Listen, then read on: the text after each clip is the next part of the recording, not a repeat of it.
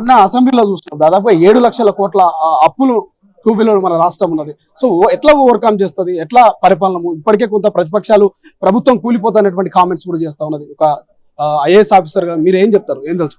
అంటే ప్రభుత్వాన్ని కూలదోస్తే విప్లవం వస్తుంది. ఊరుకుంటారా ప్రజలు? మేము ఓటేసినటువంటి పార్టీ ప్రభుత్వం నుంచి పోతుంది, ఇప్పుడు దొంగలు మళ్ళీ కూల్చేస్తున్నారంటే ఊరుకోరండి. ఇంకో విప్లవం వస్తుంది గ్యారెంటీగా. చాలా గొడవలు అవుతాయి. అంత ఈజీ చేయరు వాళ్ళు. ఆ దుర్మార్గులు అంత చేయడానికి అవకాశం లేదు. సో బట్ మనం చాలా జాగ్రత్తతో ఉండాలి అంతా కూడా. సో అట్లాగే అంటే వాళ్ళు చెప్పినటువంటి అంటే పరిపాలన సరిగ్గా జరగదు, మళ్ళీ మధ్య దళారులు వస్తారు, ఇదంతా బోగస్ కదా. ఇదంతా కూడా ఆయనే పెద్ద మధ్య దళారి, ముఖ్యమంత్రి గారే పెద్ద దళారి అయిపోయిండు. సో వాళ్ళ ఎమ్మెల్యేలు అంతా పెద్ద దళారులు అయినరు. వాళ్ళు భూములు కబ్జా చేసిన మనకు తెలియదా?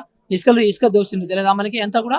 సో విద్యను నమ్ముకున్నారు, వైద్యాన్ని నమ్ముకున్నారు, అన్నీ మనకు తెలుసు కదా. మనకన్నీ కూడా ఎక్కడ దోస్తే ఎక్కడికి అందితే అది దోసేసుకున్నారు కదా. సో ఇంకా ఆయన దళాల గురించి మాట్లాడేది నాకు అర్థం కాదు. సో అసలు ఆ బీఆర్ఎస్ పార్టీ ప్రజాస్వామ్యం ఉందా అండి?